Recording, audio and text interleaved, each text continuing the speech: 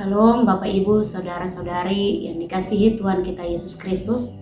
Kembali lagi dalam Sarapan Rohani STT Paulus Jakarta bersama saya Firmima Mabui, mahasiswi semester 4. Pada pagi hari ini kita akan merenungkan firman Tuhan. Tapi sebelum itu saya mengajak kita untuk berdoa. Mari kita berdoa. Ya Bapa dalam kerajaan surga, kami ucap syukur Tuhan untuk kasih-Mu dalam kehidupan kami. Kini kami anak-Mu akan mendengarkan kebenaran firman-Mu. Tetap Engkau berkati kami agar firman-Nya datang kepada kami boleh dapat melakukannya dalam kehidupan kami hari lepas hari ya Bapa. Terima kasih Tuhan, terima kasih Yesus, haleluya, amin. Firman Tuhan terambil dalam Amsal 3 ayat 27 hingga ayat yang ke-28 dengan perikop anjuran untuk berbuat baik. Janganlah menahan kebaikan daripada orang-orang yang berhak menerimanya, padahal engkau mampu melakukannya. Janganlah engkau berkata kepada sesamamu, pergilah dan kembalilah, besok akan kuberi sedangkan yang diminta ada padamu. Untuk itu, tema yang saya bagikan untuk kita renungkan secara bersama-sama, yaitu panduan melakukan kebaikan menurut iman Kristen. Bapak Ibu Saudara-saudari yang dikasihi oleh Tuhan kita Yesus Kristus, tentunya tidak asing lagi dengan kata panduan, yang dengan kata lain yaitu petunjuk.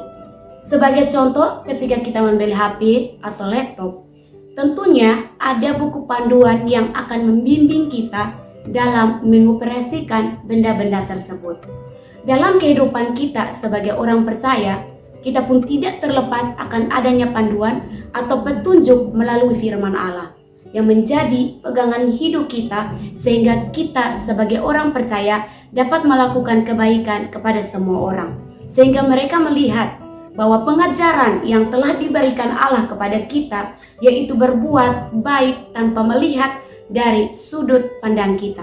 Bapak Ibu Saudara Saudari yang diberkati oleh Tuhan kita Yesus Kristus, oleh karena itu terdapat dua kebenaran yang akan kita renungkan secara bersama-sama, yaitu tentang petunjuk yang dikehendaki Allah untuk melakukan kebaikan menurut iman Kristen. Kebenaran yang pertama yaitu berbuat baik, segerakan, jangan ditunda. Kita bisa baca pada ayat yang ke-27.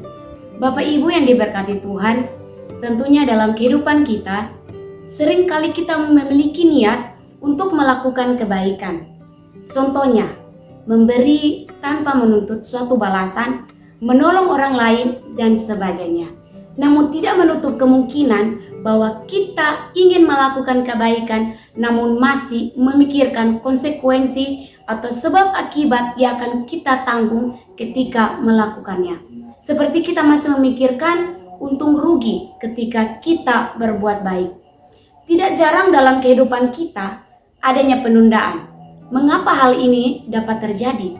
Karena kita masih memiliki sifat yang tidak tulus dan ikhlas dalam menolong orang di sekitar kita. Nah, sikap ini perlu kita kurangi sedikit demi sedikit, karena Allah menentang orang yang tidak melakukan kasih terhadap sesama.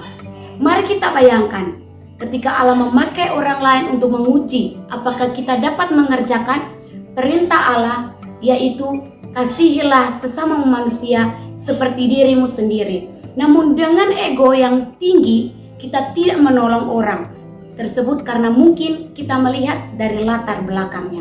Itulah sebabnya Allah pun tidak segan-segan untuk menahan berkat kita. Oleh sebab itu, jangan pernah kita menunda kebaikan. Kerjakan sekarang, karena kita tidak tahu bahwa segala sesuatu adalah rencana Allah dalam kehidupan kita untuk mendewasakan kita dalam naungan kebaikan yang diterapkan kepada sesama. Kebaikan yang kita lakukan jangan untuk menyenangkan ataupun dilihat oleh manusia, namun biarlah cukup kita dengan Allah saja. Marilah kita kerjakan kebaikan itu, jangan ditunda, tetapi kerjakanlah sekarang. Bapak Ibu Saudara yang diberkati oleh Tuhan kita Yesus Kristus, petunjuk yang kedua untuk kita dalam melakukan kebaikan adalah jangan membuat alasan dalam melakukan kebaikan. Kita bisa baca pada ayat yang ke-28. Bapak Ibu Saudara yang diberkati oleh Tuhan kita Yesus Kristus, dalam ayat ini mengatakan kepada kita bahwa ketika kita benar-benar ingin melakukan kebaikan, jangan pernah kita mencari alasan apapun itu.